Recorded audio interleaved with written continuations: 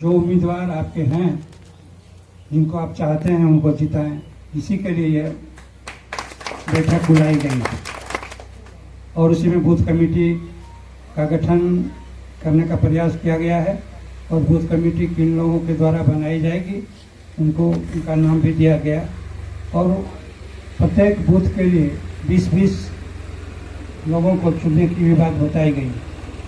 यह इसलिए ज़रूरी है कि जब तक आप पूरी ताकत के साथ, पूरे उत्साह के साथ इसमें भाग नहीं लेंगे तो आप पिछड़ जाएंगे। और जो राजनीतिक स्थिति है, क्योंकि जब फसल लगती है तो टिड्डी भी देखते हैं, बहुत लोग बहुत दूर दूर से आ जाते हैं और फसल को चट कर जाते हैं।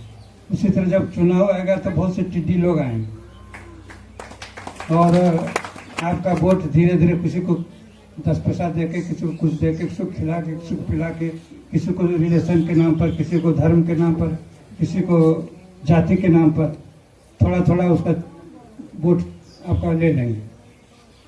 तो इसके लिए सावधान रहने की ज़रूरत है कि जितनी मेहनत से आप फसल बोते हैं, अगर कोई टिड्डी आके खा जाए, कभी दिल्ली और राजस्थान, मध्य प्रदेश परेशान है, अब बिहार तक भी टिड्डी दल पहुंच गया है, तो वह विधानसभा में भी टिड्डी दल पहुंचेगा। इसलिए आप लोग इससे सावधान रहिए।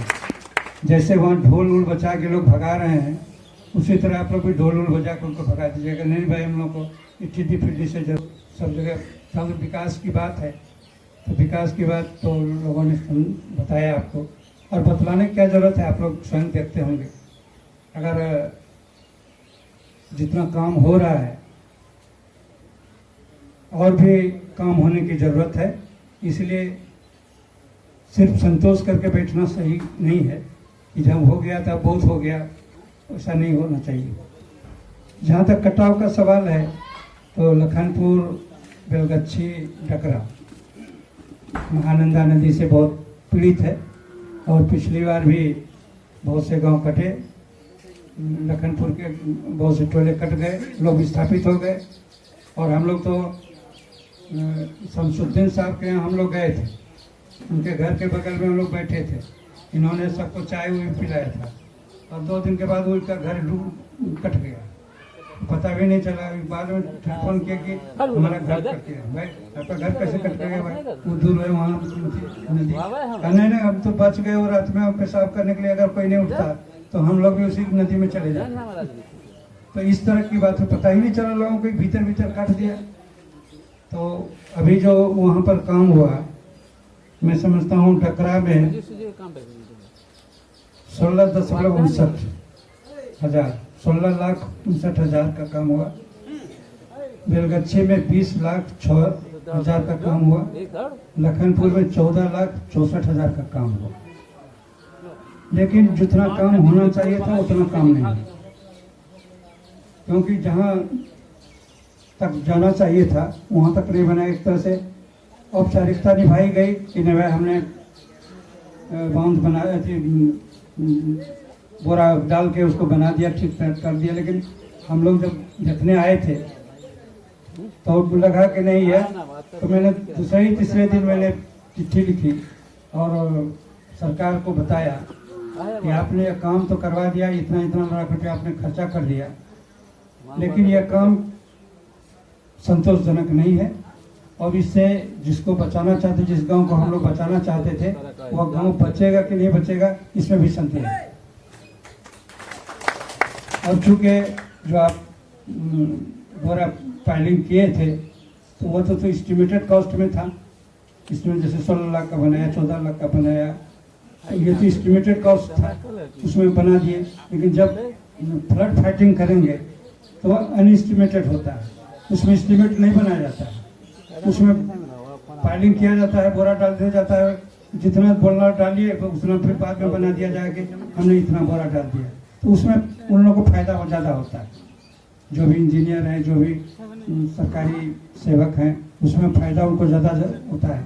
इसलिए मैंने कहा कि जो आपने इतना रुपया खर्च किया तो आप नहीं करते खर्च, जब आपको लूटना ही था तो खर्च नहीं करते, उसी में लूट लेते। जब बाढ़ आती उसमें बोरा वोरा डाल डाल के अपना लूट लेते। तो मैंने कह भी दिया है कि भाई गाँव नहीं बचेगा तो सारी जिम्मेदारी आप लोग की हो। लेकिन हुआ कि नहीं, फ्लड फाइटिंग में हम लोग काम करेंगे। फ्लड फाइटिंग का काम होगा, देखिए क्या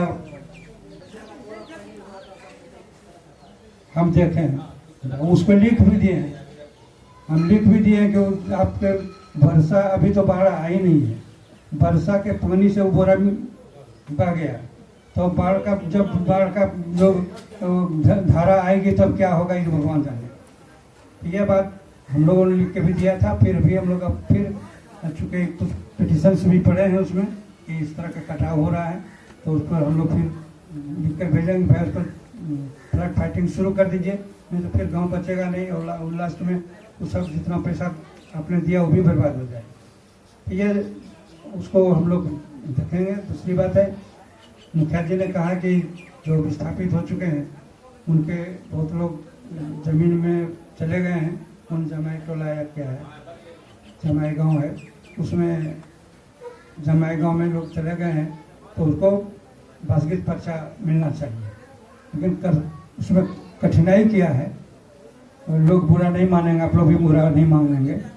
उसमें कठिनाई सिर्फ इतनी है कि वहाँ जितने लोग बसे हैं सबसे लोग पैसा ले लिए। हम तुमको तुम्हारा बासगित पर्चा दिला देंगे, तुमको पर्चा दिला देंगे, सब लोग पैसा ले लिए।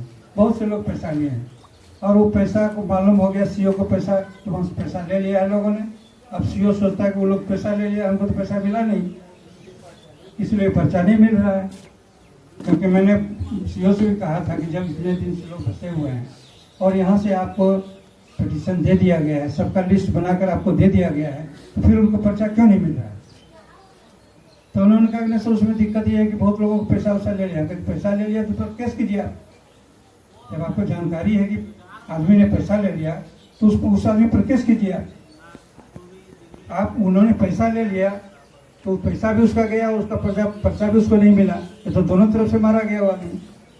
इसलिए आप कार्रवाई कीजिए। तो तब सीओ का तब ट्रांसफर हो गया है, अब तो दूसरे सीओ आएंगे तभी, और अभी चुनाव के बाद ही इस पर कोई कार्रवाई हो सकती है, अभी कार्रवाई नहीं हो पाएगी। झूठ ये बोलना है कि अभी तुरंत कार्रवाई नहीं हो, इसलिए कि तो लॉकडाउन चल रहा है और फिर ट्रांसफर की बात हो रही है, इसलिए अभी नहीं होगा। लेकिन चुनाव के बाद जब नई सरकार आएगी तो उस पर फिर से विचार किया जाएगा और उस पर फिर से कार्रवाई की जाएगी। अब तो वो अलग बात है कि अब हम चुन कर आते हैं कि नहीं आते हैं, वो अलग बात है। लेकिन जो भी हो इसके बाद इलेक्शन के बाद ही होगा। दूसरी बात यह है कि कितना भी काम कीजिएगा तो आपकी आलोचना होती ही रहती है। जिसके दिल में नहीं है तो आप अच्छा भी काम कीजिएगा तो आपको बुराई करेगा। लेकिन मैं इससे